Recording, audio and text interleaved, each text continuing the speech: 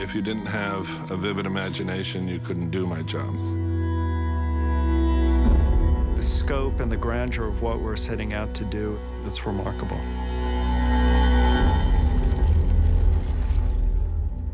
VFX brings all the components that can't be shot in the normal course of production. Whether it's adding characters, or whether it's adding environments, whether it's completing sets, whether it's creating whole scenes.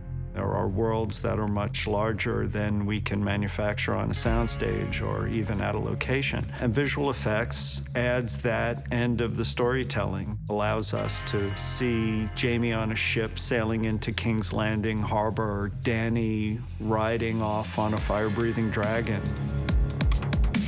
In season 4, when we were just beginning to conceive for Watchers on the Wall, the attack on the ice wall, we didn't have a space that was nearly big enough or nearly enough people to execute this episode-long sequence. We needed a green screen that was bigger than anything that had ever been built, 30 feet high and 400 feet long. I thought, there's no way that this is going to happen. Now I've gone too far. And that same day, Bernie was ordering the screens to be built, and I really knew what the commitment level was of this show to make what's on the page. And therefore, the next year I said, now what we need to do is to get a flamethrower that shoots 50 feet, strap it to a robotic crane, and put it in a bull ring in Spain and hit 20 people with it. What do you think? And there we were, and we did it. So on we go. There's never going to be another job like this.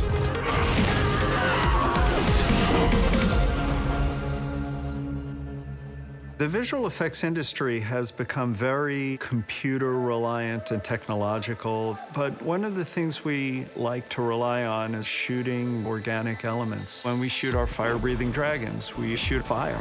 You get the light reacting the way it would and should. You get the interaction between the fire and the stunt players. When 1-1 is shot, we want 1-1 to look twice as big, so the camera needs to be half as high and half as far away.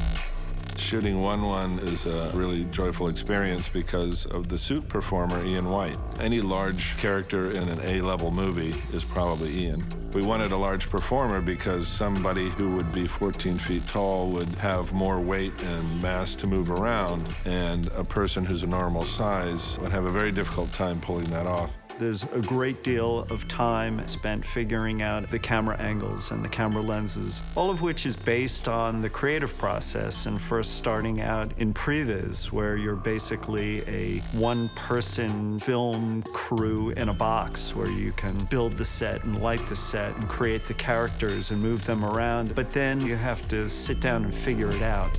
We don't make up hardly anything, you know, we always draw from the real world. We do a lot of reference by looking at how birds of prey behave and how certain lizards and reptiles behave. The best compliment that we can receive in visual effects is to be invisible. You know, if anything behaves in a strange way, it doesn't only blow the shot, it blows the scene. We can't cause the audience to blink at any point, so our work has to really, really be great. And that's, you know, grown as the things that we need to depict have gotten bigger. Every skirmish has gotten bigger, then it was larger armies, then larger armies, then larger armies. Our dragons have quintupled or more in size. The show seems to be a lot bigger than it used to be. We're shooting 3 units. We used to shoot 2 units. Our team has had to grow to keep pace with it. It's grown every year anyway, but this year it's kind of exploded. I have a buddy of mine who's producing the visual effects on a giant movie, and I asked him how many units they have. He said, what do you mean? We just have 1 unit. It's like, really?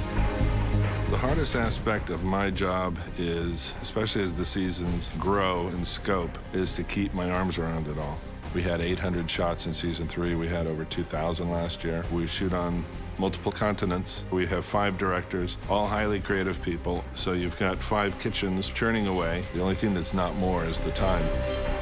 Each season has introduced a new problem for us to solve, whether it was a giant on a mammoth or skeleton whites coming out of the ground or various battles. This season employs all of those. The scope and the grandeur of what we're setting out to do and the just sheer destruction of it all is much more outlandish and outrageous in season 6.